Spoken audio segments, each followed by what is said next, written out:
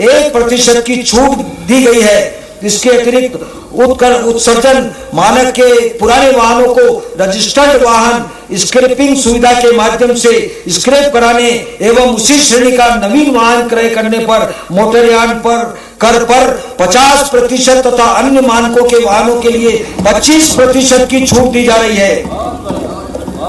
माननीय महोदय, छाया मनस्य कुर्वन्ति तिष्ठन्ति स्वयमात्मे फलानि पर्यात्य वृक्षा सत्पुरा इव, अर्थात वृक्ष दूसरों को छाया देते हैं, खुद धूप में खड़े रहते हैं, फल भी दूसरों के लिए होते हैं। सचमुच वृक्ष सत्पुरुष जैसे होते हैं। वनांचल में निवासरत नागरिकों की वन प्रबंधन में भागीदारी तथा वनों से जीविकोपार्जन का स्रोत निरंतर बनाए रखने के लिए हमारी सरकार निरंतर प्रयासरत है। उल्लेखनीय है कि वन विभाग की गतिविधियों के अंतर्गत इस वर्ष 1,11,00,000 रोजगार दिवसों का सृजन हुआ है। वर्ष 2025-26 में लगभग 2 लाख हेक्टेयर वन क्षेत्र में वनों के पुनरुत्पादन एवं पुनर्स्थापन के कार्य प्रगतिरत है। वर्ष 2026-27 में लगभग 2 लाख हेक्टेयर वन क्षेत्र उपचारित किए जाने का लक्ष्य है। इस वर्ष 5,88,00,000 पौधे रोपित किए जाने के साथ अविरल निर्मल नर्मदा योजना के तहत 5,223 हेक्टेयर क्षेत्र में रोपण तैयारी एवं भूजल संवर्धन कार्य किए गए हैं। इस वर्ष 10 हेक्टेयर क्षेत्र में 5,000 चंदन प्रजाति का वृक्षारोपण किया गया है। प्रदेश में 9 टाइगर रिजर्व के अतिरिक्त सागर जिले में डॉक्टर भीमराव अंबेडकर अभ्यारण्य तथा श्योपुर जिले में जहानगढ़ अभ्यारण्य स्थापित किए गए हैं। उज्जैन, सतना, छतरपुर एवं भोपाल के अतिरिक्त ओरछा, धर्मराजेश्वर, मंदसौर एवं बुरहानपुर में सांस्कृतिक वनों की स्थापना की जाएगी।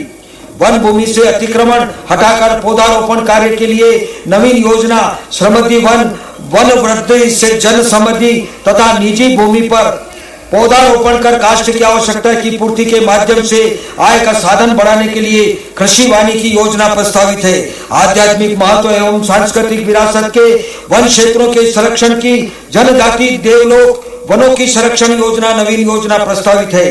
वन क्षेत्र में केम्पा निधि से माध्यम से रुपये 2,089 करोड़ राशि के कार्य कराया जाना प्रस्तावित है। वन एवं पर्यावरण क्षेत्र के लिए रुपये 6,151 करोड़ का प्रावधान प्रस्तावित है। पर्यटन एवं संस्कृति, प्रदेश में पर्यटन आकर्षणों की विविधता व बहुलता है। प्रदेश में ऐतिहासिक, पुरातात्विक, प्राकृतिक सौंदर्य, धार्मिक महत्व तथा राष्ट्रीय वनोद्यान एवं अभ्यारण्यों की उपस्थिति के परिणाम स्वरूप साल दर साल पर्यटकों की संख्या में वृद्धि हो रही है। प्रदेश की समृद्धि, संस्कृति एवं विरासत के अपार आकर्षण को पर्यटन में परिवर्तित किए जाने के प्रयासों के उद्देश्य से पर्यटन नीति 2025 एवं फिल्म पर्यटन नीति 2025 तैयार की गई है। मध्य प्रदेश देश का पहला प्रदेश है जिसने eco sensitive zonal master plan बनाने का कार्य प्रारंभ किया है।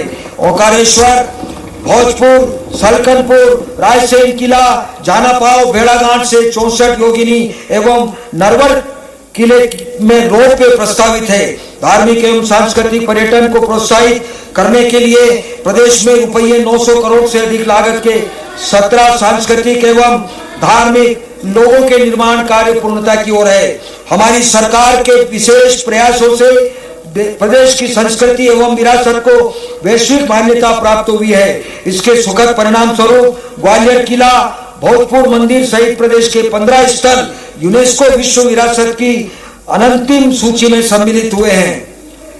बुंदेलखंड अंचल में पर्यटन की असीम संभावनाओं के दृष्टिगत पर्यटन स्थलों का वैश्विक स्तर पर विकास किया जा रहा है। खजुराहो को 50 वैश्विक प्रतिस्पर्धी पर्यटन गंतव्य योजना के अंतर्गत वैश्विक पर्यटन स्थल के रूप में विकसित किया जा रहा है। धार्मिक आस्था और ऐतिहासिक धरोहर के संगम ओरछा का विकास आइकॉनिक पर्यटन स्थलों का वैश्विक स्तर पर विकास योजना के अंतर्गत किया जा रहा है। महेश्वर में देवी अहिल्या लोक को एक विशिष्ट सांस्कृतिक केंद्र के रूप में विकसित किया जा रहा है, जिसमें संस्कृति कल्प वृक्ष यात्रा के माध्यम से इतिहास को संजीव एवं प्रभावशाली रूप से प्रस्तुत किया जाएगा। इसी प्रकार ग्राम केरियाखेड़ी महेश्वर को क्राफ्ट हैंडलूम विलेज तथा कुक्षी को क्राफ्ट टूरिज्म विलेज के रूप में विकसित किया जा रहा है। अनुसूचित जनजाति की जीवंतता को अभिव्यक्ति देते अलंकारिक शिल्प सृजन के लिए आदिवर्त जनजाति एवं लोक कला राज्य संग्रहालय खजुराहो में देश की पारंपरिक कलाओं के प्रथम गुरुकुल की स्थापना की गई है। मध्य प्रदेश की जनजाति बोलियों के मौखिक साहित्य को पुस्तक के रूप में प्रकाशित कर जनजातीय गीतों तथा गायन परंपरा को आधुनिक माध्यमों में संरक्षित किए जाने के कार्य किए जा रहे हैं। देश में पहली बार मध्य प्रदेश के 5 घुमंतु तथा विमुक्त घुमंतु पारधी कुछ बंदिया बंजारा गाडलिया लुहार और बेड़िया समुदायों की विलुप्त होती बोलियों के शब्द संचय की पृथ्वी और टॉकिंग डिक्शनरी निर्माण का कार्य किया गया है।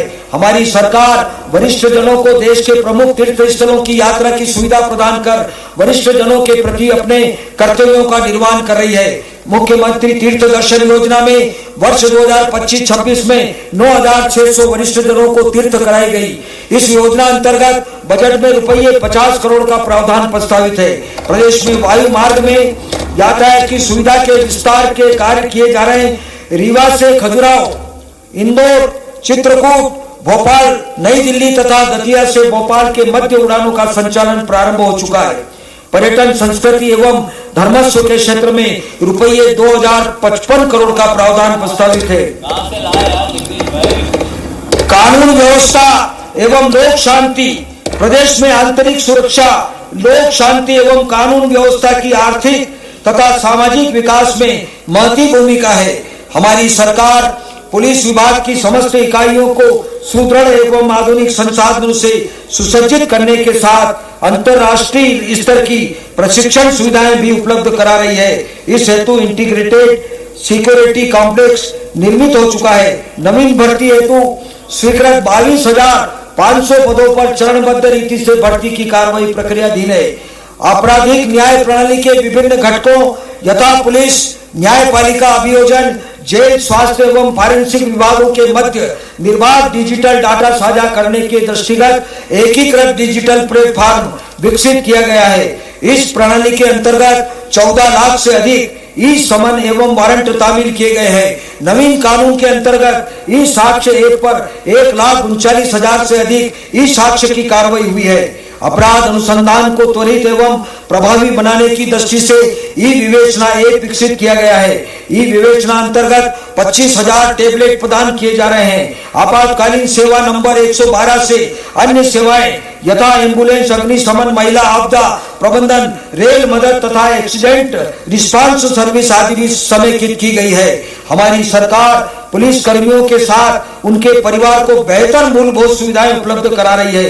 पुलिस कर्मियों हेतु अब तक 11,000 नवीन आवास निर्मित हो चुके हैं। प्रशासकीय भवनों के अंतर्गत 254 थाने, 199 पुलिस चौकी तथा 24 प्रशासकीय भवन निर्मित किए जा रहे हैं। प्रदेश की समस्त जेलों में वीडियो कॉन्फ्रेंसिंग की सुविधा उपलब्ध है। वर्ष 2025-26 में 1,000 अतिरिक्त वीडियो कॉन्फ्रेंसिंग कक्ष स्वीकृत किए गए हैं। गरीब बंदी सहायता योजना के क्रियान्वयन में प्रदेश का प्रथम स्थान रहा है। मुझे यह घोषित करते हुए गर्व है कि हमारे प्रदेश के दृढ़ प्रतिज्ञ मुख्यमंत्री जी के नेतृत्व में प्रदेश से नक्सल समस्या समाप्त किया गया है।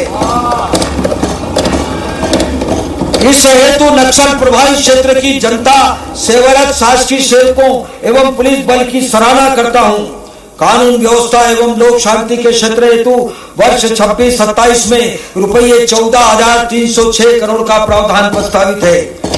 खनिज साधन महोदय, हमारा प्रदेश देश का चौथा खनिज संपन्न प्रदेश है।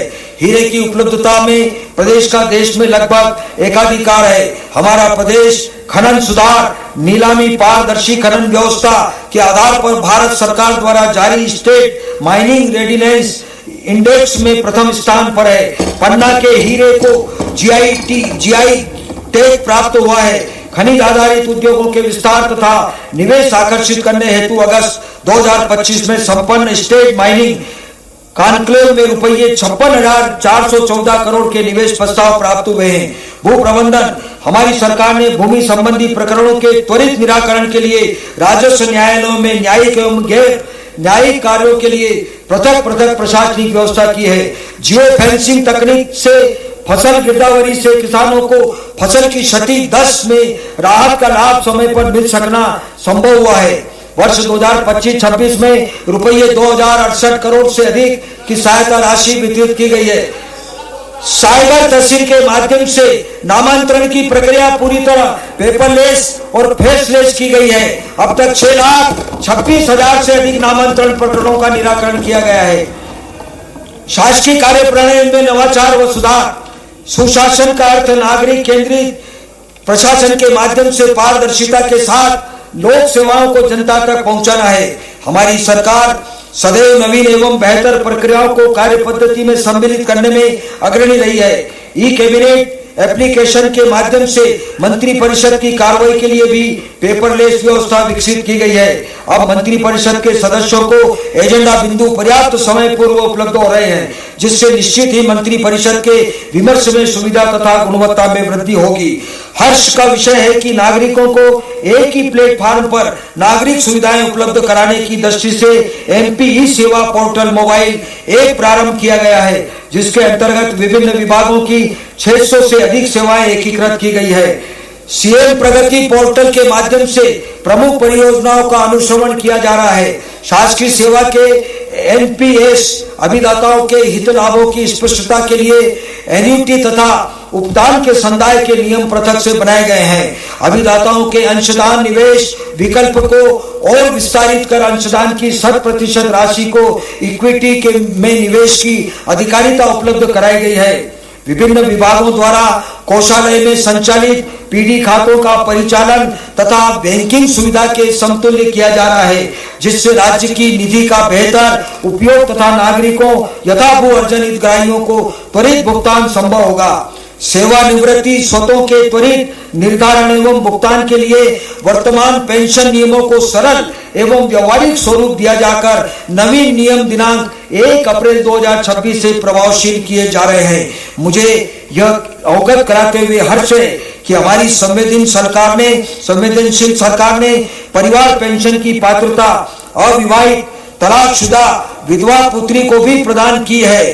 पेंशन संबंधी समस्त कार्रवाइयों में मानवीय हस्तक्षेप न्यूनतम कर इलेक्ट्रॉनिक प्रणाली के माध्यम से केंद्रीकृत पेंशन व्यवस्था प्रारंभ की जा रही है। शासकीय सेवकों के लिए लागू सेवा एवं वित्तीय नियमों को वर्तमान परिप्रेक्ष्य में प्रासंगिक तथा सुगम बनाने की कार्रवाई निरंतर प्रचलित है। वित्तीय अधिकार पुस्तिका 13 वर्ष पश्चात मध्य प्रदेश सिविल सेवा अवकाश नियम 48 वर्ष पश्चात तथा मध्य प्रदेश सिविल सेवा पेंशन नियम 49 वर्ष पश्चात अद्यतन किए गए हैं। राष्ट्रीय पेंशन प्रणाली के लिए नियम जारी किए जा रहे हैं। एनपीएस अभिदाताओं को अब परिवार पेंशन की पात्रता भी होगी। मध्य प्रदेश सिविल सेवा आचरण नियम तथा मध्य प्रदेश सिविल सेवा की सामान्य शर्तें नियम के अध्ययनीकरण की कार्रवाई प्रचलित है। शासन में भिन्न भिन्न सेवा शर्तों तथा पात्रताओं के पदों के भेद को समाप्त कर अब केवल नियमित पदों तथा आवश्यकता अनुसार संविदा पदों की ही संरचना रखी जाने का निर्णय लिया गया है।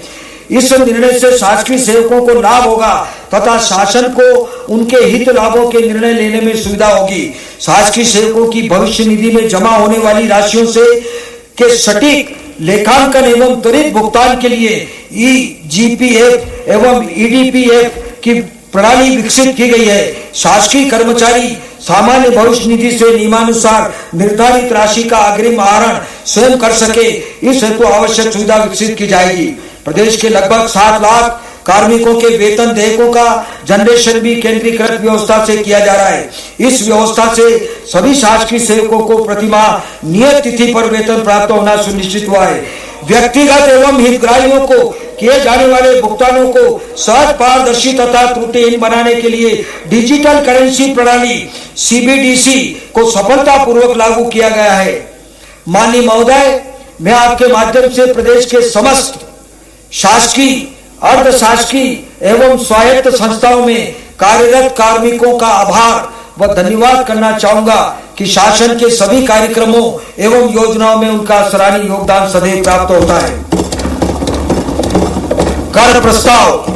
गत वर्ष के बजट की तरह इस बजट में भी कोई नवीन कर आरोपित करने अथवा किसी पर भी कर दर बढ़ाने का प्रस्ताव नहीं है। राज्य का सकल घरेलू उत्पाद, प्रदेश के सकल घरेलू उत्पाद में वर्ष 2011-12 से वर्ष 2025-26 की अवधि में प्रचलित भाव पर औसतन 12.73% की वृद्धि दर परिलक्षित है। वर्ष 2025-26 हेतु राज्य के सकल घरेलू उत्पाद का पुनरीक्षित अनुमान रुपये 16,69,750 करोड़ है, जो वर्ष 24-25 से रुपये 1,67,322 करोड़ अधिक है। पुनरीक्षित अनुमान वर्ष 2025-26 वित्त वर्ष 2025-26 के पुनरीक्षित अनुमान के अनुसार कुल राजस्व प्राप्तियां रुपये 2,79,233 करोड़ तथा राजस्व व्यय रुपये 2,79,226 करोड़ अनुमानित है। राजस्व आधिक्य का पुनरीक्षित अनुमान रुपये 7,26,00,000 है। राजकोषीय घाटे का पुनरीक्षित अनुमान रुपये 74,323 करोड़ है, जो सकल राज्य घरेलू उत्पाद का 4.45% है। पूंजीगत निवेश की विशेष सहायता योजना अंतर्गत भारत सरकार से प्राप्त ऋण तथा वित्तीय वर्ष 2021-22 से 2024-25 की अवधि की अनुपयोगित ऋण सीमा की राशि राजकोषीय घाटे की निर्धारित सीमा 3% के अतिरिक्त है। इन राशियों का सकल राज्य घरेलू उत्पाद से प्रतिशत क्रमशः 0.81 एवं 0.164 है। इन अतिरिक्त प्रावधानों को अलग रखने पर कहां से जब घाटा राजकोषीय तो कहां से घाटा 3% है।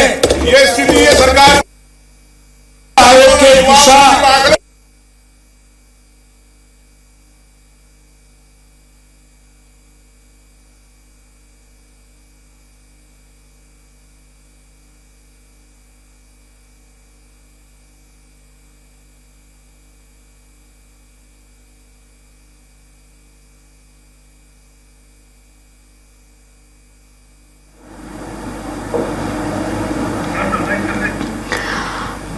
तो वित्त मंत्री जगदीश देवा ने बजट पेश कर दिया है।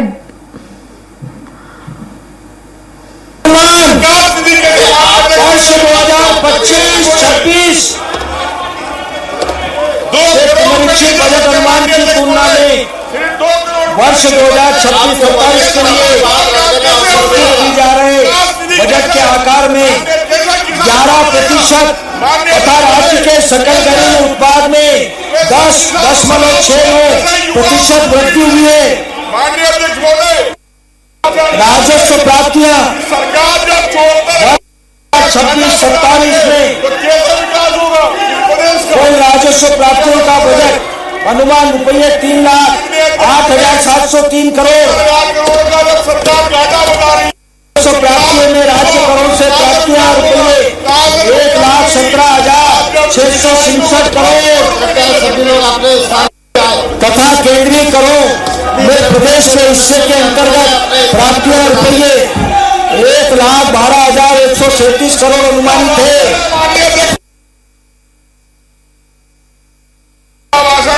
रुपये 24,394 करोड़ तथा केंद्र सरकार से सहायक अनुदान अंतर्गत प्राप्तियां रुपये 54,504 करोड़ अनुमानित है। 2026-27 के लिए प्रदेश के शहरी का कर राजस्व कर राजस्व वर्ष 2025-26 के पुनरीक्षित बजट अनुमान की तुलना में क्रमशः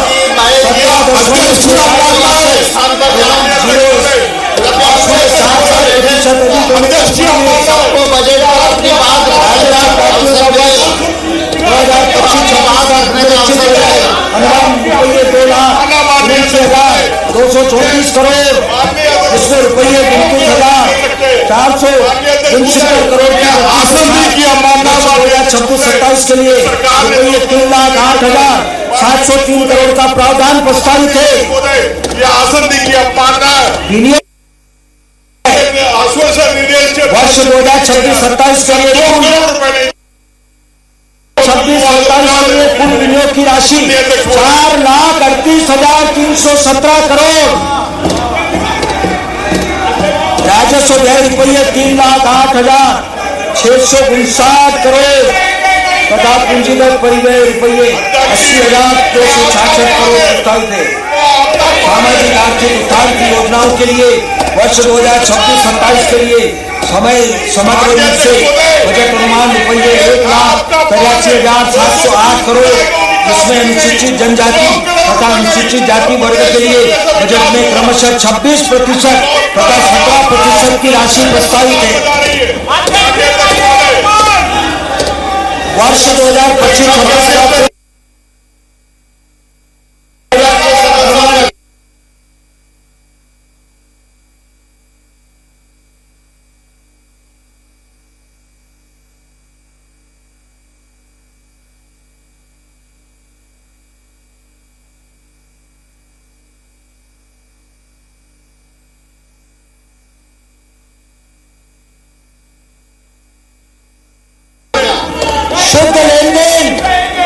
शुद्ध लेन देन के लिए वर्ष 2025-26 का पुनरीक्षित बजट अनुमान रुपये 54 करोड़ 20 लाख का है।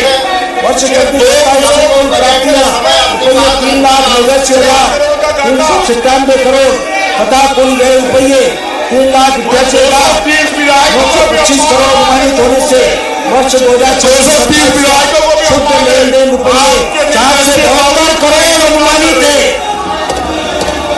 आपके निर्देश के बावजूद राज्य स्थिति राज्य के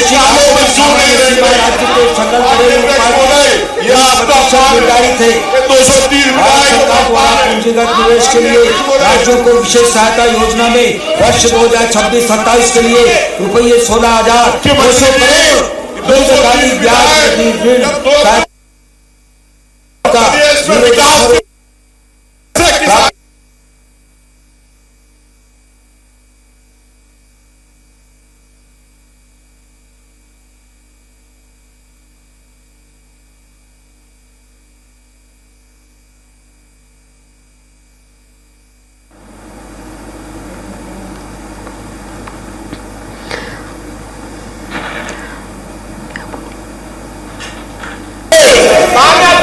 माननीय मुख्यमंत्री जी, मंत्री परिषद के साथियों, माननीय विधायकों, उद्योग जगत के महानुभाव तथा अर्थशास्त्रियों का आभारी हूं, जिनके परामर्श से बजट प्रस्ताव को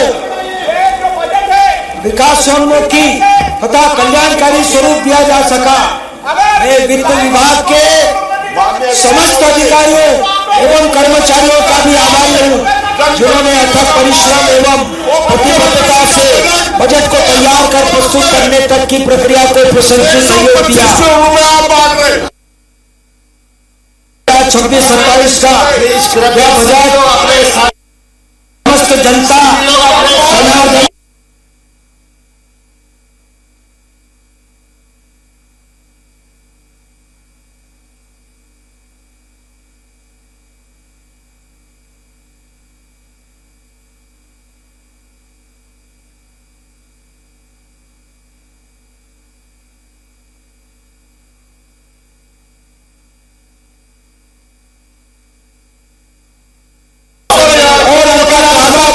समाज का प्रतिबिंब है। यह केवल आय और व्यय का लेखा जोखा नहीं है, बल्कि 21वीं सदी के आत्मनिर्भर मध्य प्रदेश के निर्माण का भविष्य लेख है।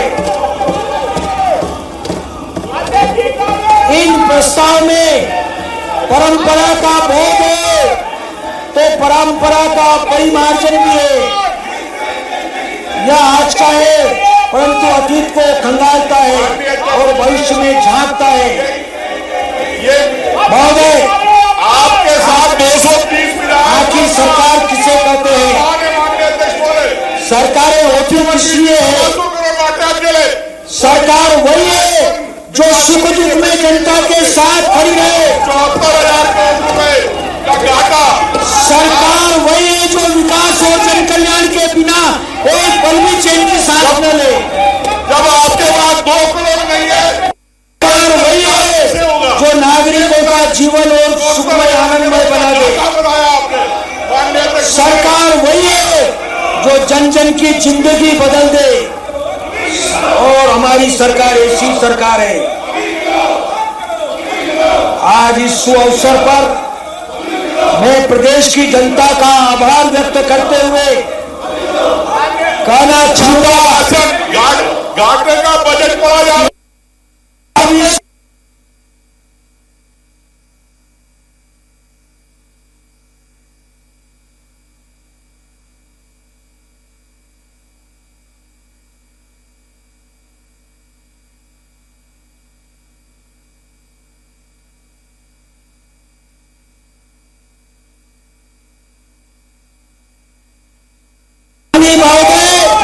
वित्तीय वर्ष 2026-27 का बजट प्रस्ताव प्रदेश की जनता को मैं इन शब्दों के साथ समर्पित करता हूं। दीप बन चले जलते रहे, दीप बन जलते रहे, पुष्प बन खिलते रहे, लोक मंगल के लिए चलते रहे, चलते रहे। जय हिंद, जय मध्य प्रदेश।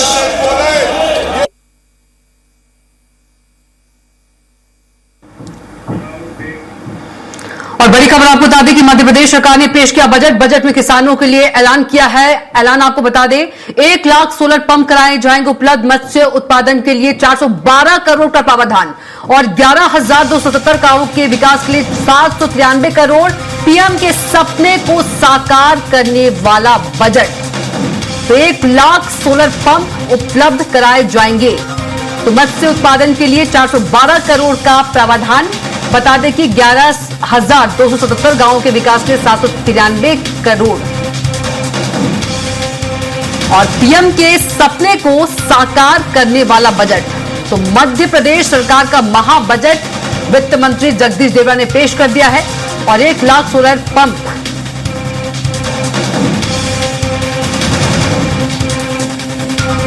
उपलब्ध कराए जाएंगे और इसके साथ ही मत्स्य उत्पादन के लिए 412 करोड़ का प्रावधान है और 11,277 गांवों के विकास के लिए 793 करोड़। तो पीएम के सपने को साकार करने वाला बजट।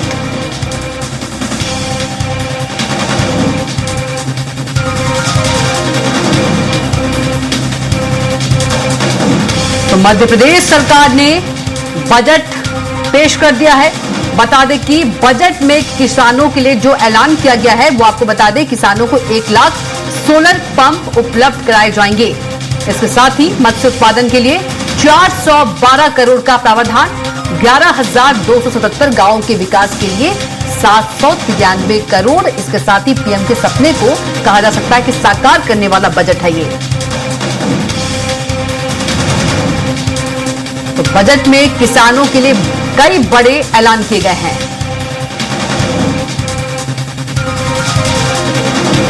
तो नारी, युवा, किसान, हर वर्ग का इस बजट में जो है वो ध्यान रखा गया है और वित्त मंत्री ने कहा कि ये बजट जो है जनता को समर्पित बजट है और बजट में बड़े ऐलान आपको बता दें। हमारा प्रदेश दलहन उत्पादन में प्रथम है, वित्त मंत्री ने कहा, और एमपी को मिल्क कैपिटल बनाने का लक्ष्य है। तो गौशाला आधुनिक पद्धति से संचालित होगी।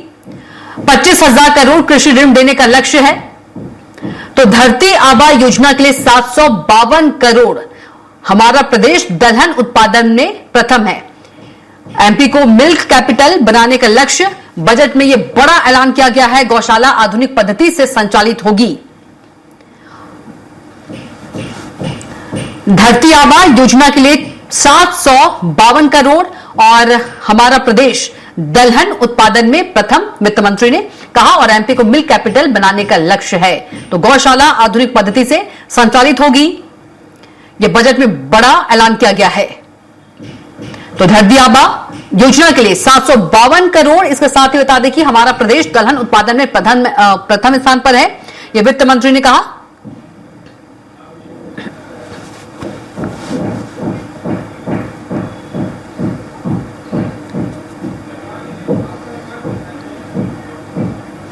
तो गरीब, युवा, अन्नदाता, नारी, इंडस्ट्री, इंफ्रास्ट्रक्चर इस बार